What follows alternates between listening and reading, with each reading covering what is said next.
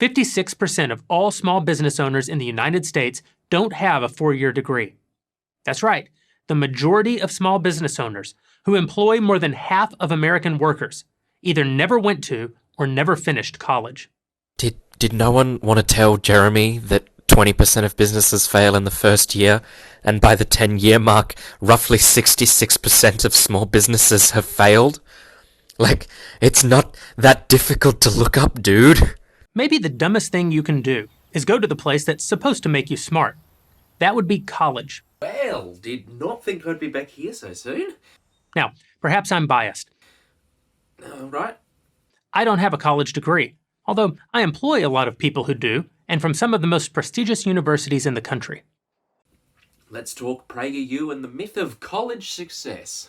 I guess when your videos dunking on PragerU do so much better than all of your other videos, you're kind of obliged to do more of them. So, well, you just gotta keep going. Here we go. Today's donkey is Jeremy Boring, I think. The co-CEO and co-founder of right-wing propaganda outfit, The Daily Wire.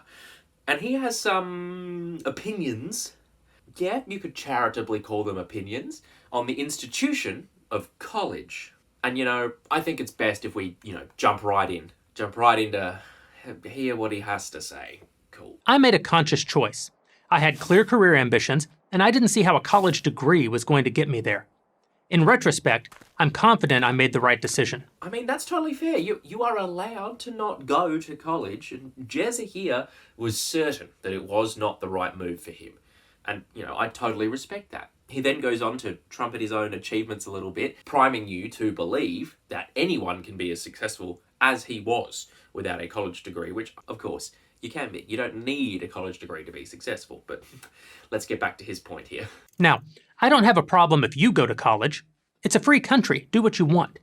But the idea that somehow college is the great pathway to success and fulfillment, that I don't buy. The left takes a different view. They are obsessed with higher education. To them, it's a human right, and they want it to be free, which just means paid for by people like me, for anyone who's 18 and can breathe.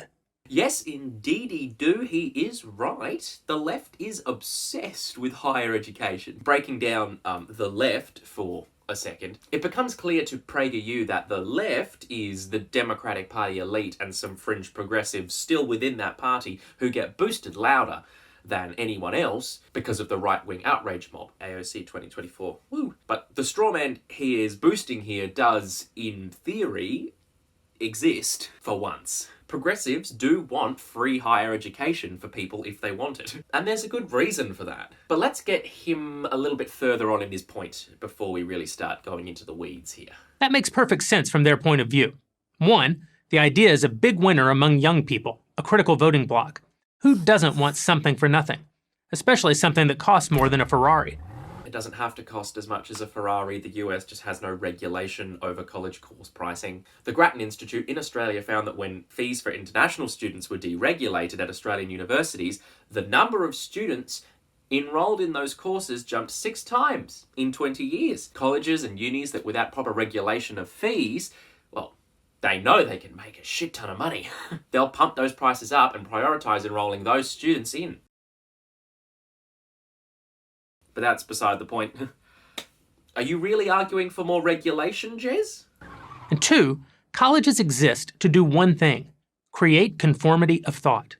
And since college professors and administrators overwhelmingly lean left, it's a pretty good bet most of their students will as well. Firstly, just because someone identifies as a Democrat does not mean they lean left. Joe Biden is a right-wing conservative who doesn't believe in healthcare as an accessible right or a woman's right to choose, and he is the nominee for president for the left party in your country. Secondly, this lean left depends on where you look.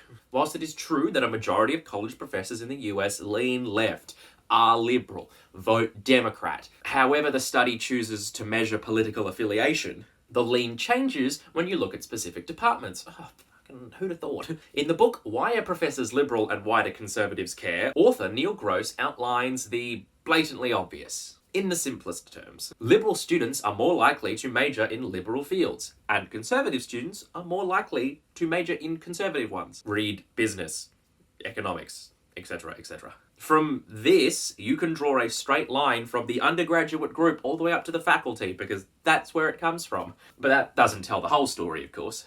Why is there a liberal bent in academia at all? Gross can answer that one as well. Conservatives are less likely to be found at elite schools, not because of bias or discrimination against them, but because those conservatives who go against type to become academics often have lower levels of intellectual capital than their peers. In this case, intellectual capital refers to having an immediate family member with some form of graduate degree. This isn't a measure of intelligence, it's just that. Jesdog here seems like he's trying to tie the left, or his hand-wavy straw man of social liberalism, to his statement about conformity of thought, to which anyone who's actually talked to a large group of leftist individuals knows is a ridiculous statement. They all hate each other. We all hate each other. The liberal left can't even get behind a single presidential candidate, whilst the American right seems to have coalesced behind the party of Trump within months. This kind of statement is hardly rare, though. It's functionally a meme. So much for the tolerant left. Countless right-wing news outlets have run op-ed after op-ed decrying progressives and liberals being mean to right-wingers for saying something critical of leftist tolerance. Which is quite odd, considering that this study shows that whilst people on the left and the right viewed conformity as a social concept negatively, those on the right judged it less negatively, and both people on the left and right agreed that the right-wingers were more conformative. It's like, we know that the idea that the left wants more conformity is a load of bollocks. So where is he going with this? But I'm being unfair, you say. After all, we live in a knowledge-based world, and America isn't making the grade. Don't you know we rank 13th in the world in reading? Correct. 18th in science literacy? Also correct. And a pitiful 37th in math? Yes, that too. Where's he going with this? To which I say, so what? It wasn't Singapore that split the atom. Well, they didn't do that, but they did develop a world-first drug for use in cancer sufferers, so that counts for something. Or Estonia that mapped the human genome. That's true, but their schooling system, the one that has a much higher percentage of disadvantaged students than the US does, is world-class.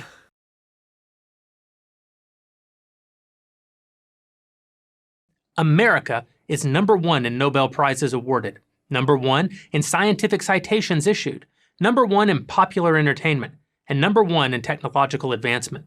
In short, America creates almost everything. I know they think this is a slam dunk, but it takes like 10 seconds of thinking about the sentence to realize that this statement is ridiculous. And ridiculously good for my side of the argument. Number 1 country for Nobel Prizes? That's completely correct.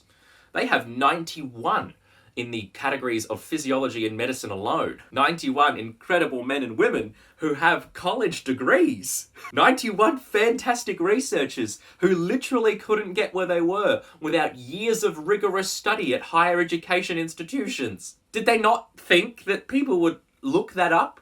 Or think about the topic? The US's next 3 highest categories are chemistry, physics, and economics. Do you know how many of those laureates don't have college degrees? I'll give you a hint. It's an incredibly low number. Number 1 for scientific citations. Wow, cool. You know who's writing all those scientific papers? I mean, couldn't be the scientists, could it?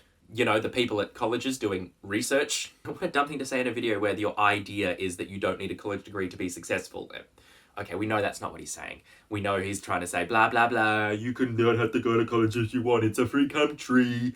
But, he's clearly trying to say college is bad. There's no ifs, ands, or buts about it. Number 1 for popular entertainment.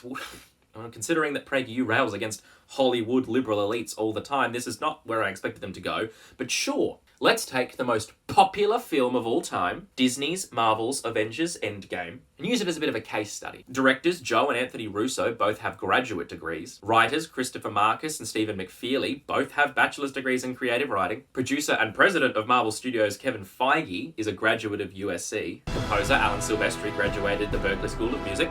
Cinematographer Trent Opperlock studied at Confederation College. And I don't know how many of the incredible visual artists working at Industrial Light and Magic, Weta Digital, DNG, Framestore, Cinesight, Digital Domain, Rise, Lola VFX, Cantina Creative, Capital T, Technicolor VFX, and Territory Studio have college degrees, but I would hazard a guess that it's nearly all of them, or at the very least, the vast majority. Just by looking at the notable employees for most of these companies, you can see that most of them have degrees in, computer science, maths.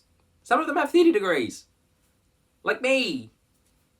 Had to use it for something. Number 1 in technological achievement.